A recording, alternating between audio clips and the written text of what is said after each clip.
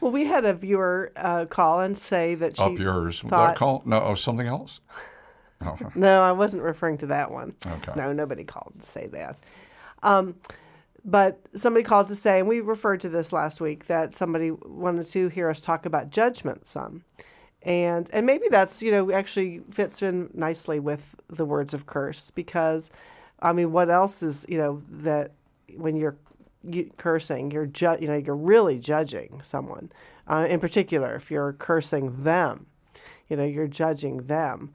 But, so when we do say, and I would say the judgment is certainly something that is a very important aspect of our theory about the mind and insanity, because we think that there's two different types of judgment.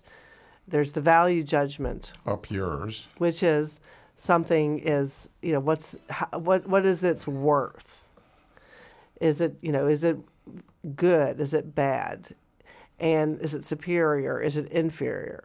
And then there's critical judgment, which has to do with, is something useful? Is something in the objective world, does it work to help solve a problem or not?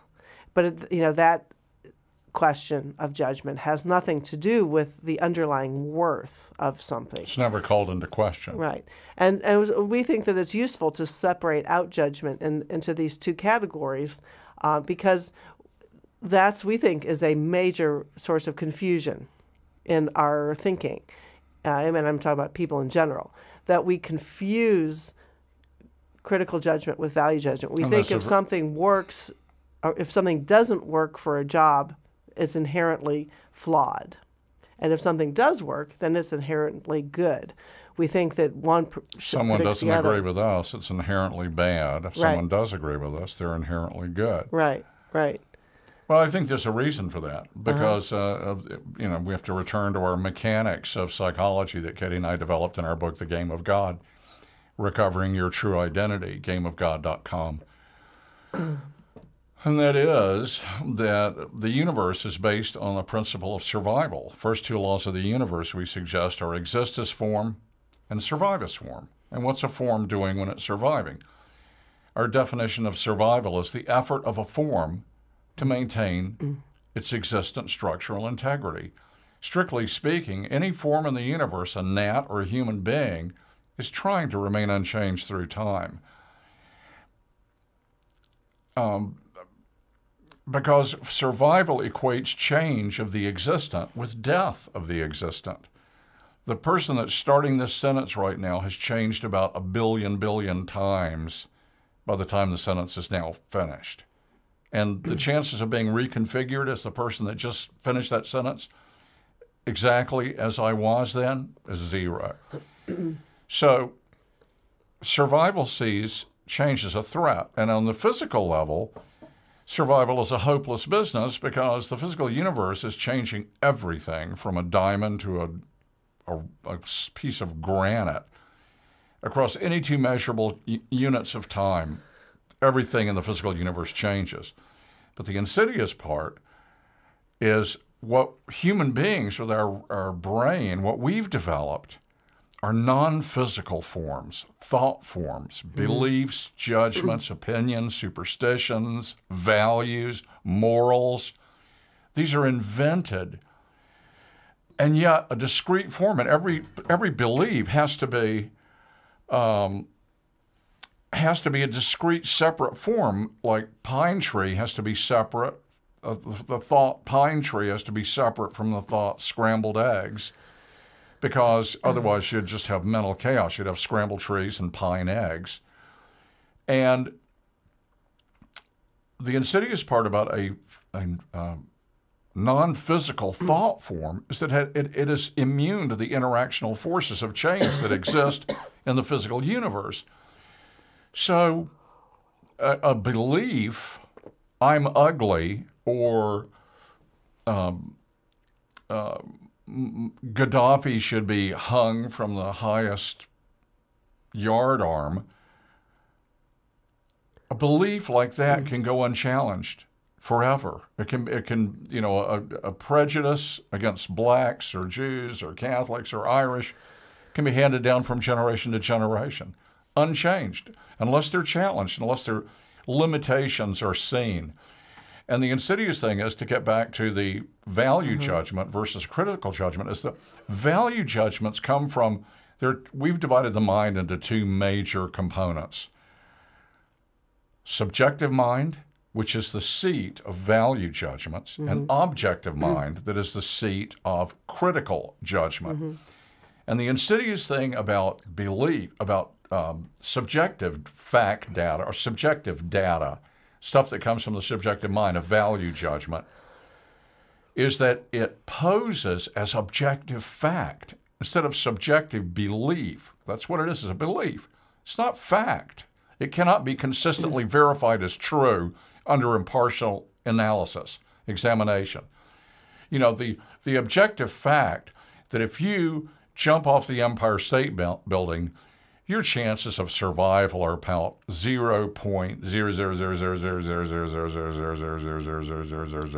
0.0000000000000000000000000000000000000000000000000000000000000000000000000000000000000000000000000000000000000000000000000000000000000000000000000000000000000000000000000000000000000000000000000000000000000000000000000000000000000000000000000000000000000000000000000000000000000000000000000000000000000000000000000000000000000000000000000000000000000 maybe that can be consistently verified as true at the last minute. Whatever.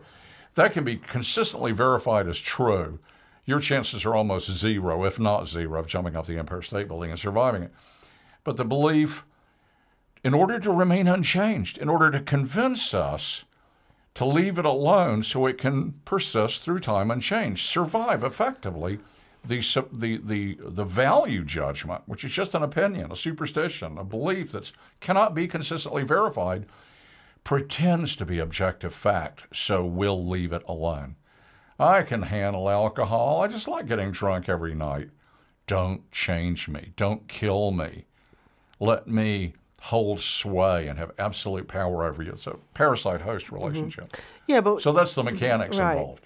So judgment, I mean, you could say that judgment is like the basis of the rational analytic mind, that, I mean, and that really has some place in animal world, or, you know, you way down into the most primitive forms, judging whether to, you know, like we love the Robert Pirsig line from Zen and the Art of Motorcycle Maintenance, where he's describing an amoeba in a petri dish, and you drop a drop of acid, sulfuric acid, near the amoeba, and he says, the amoeba would, I think, move away from the acid. If it's a healthy amoeba, right. It will. And so the amoeba, because the amoeba is making the objective critical judgment that the environment with sulfuric acid is detrimental to its survival. And so we'll move away to the higher quality environment where the acid is less concentration. This is a type of judgment.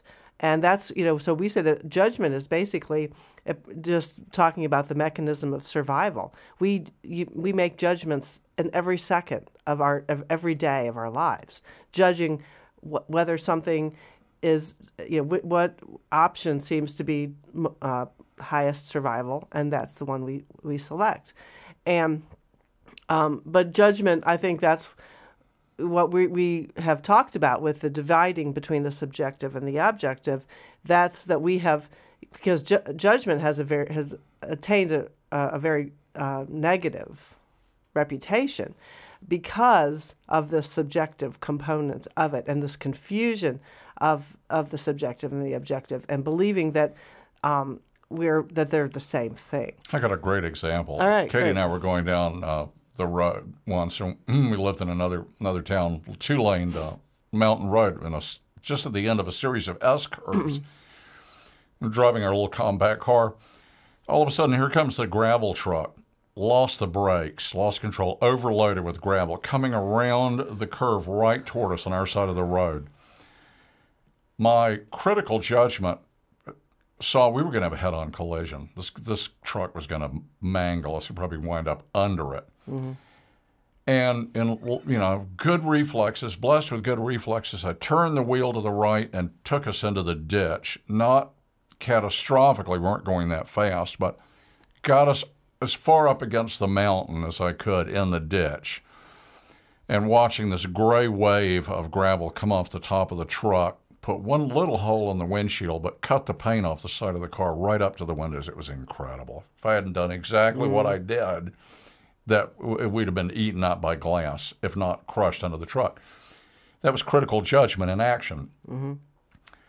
What followed as the truck ground to a halt maybe 50 yards behind us, managed to finally stop. Before it stopped, Katie was out of the car. Before our car stopped, I think. No, it stopped. Seems But she like jumped out. But I mean, the smoke was still pouring. The gravel dust was still pouring off the car. She jumps out and is running down the road chasing this dump truck. Because I didn't think I thought he might not stop. Yeah. I was really angry. And it was But like, your I'm point surprised was- she wasn't going, woo, woo, woo, woo, trying to pull him on foot. Point is, she was enraged. Right. I think at the subjective mind, it occurs to me in a crisis situation, I'll bet you don't get angry or you don't diminish the other driver, anything else in a real survival situation like that. Better not. What do you think you are? Crash, crush. You let your critical judgment take care of the crisis situation, and then you can get mad, or then you can add judgment once you've survived. Right. I would say dissecting that event, that certainly during the evasive movements, I was all I was thinking about was the objective. Are we going to flip over? As Arthur's pulling us into the ditch, how much gravel is going to come at us? And it wasn't till it was clear that we were going to survive that the subjective judgment of the driver and actually my anger was much more than just the driver. It was the fact that the truck appeared to be overloaded with gravel. So that was the gravel company, that was capitalism in general that pushed this kind of exploitative or just natural human greed. Yeah, which, I mean there was like the capitalist system, right? So my subjective judgments just went mushrooming into blaming the whole world for this this accident. That's interesting. And they painted the car and they replaced the windshield, but the damn thing leaked from that point on. I mean, it's never as good. But what I guess you said that example to show how that objective critical judgment is concerned with survival, and then the subjective comes later. And as I was saying, and the subjective pretends to be concerned with survival. Right.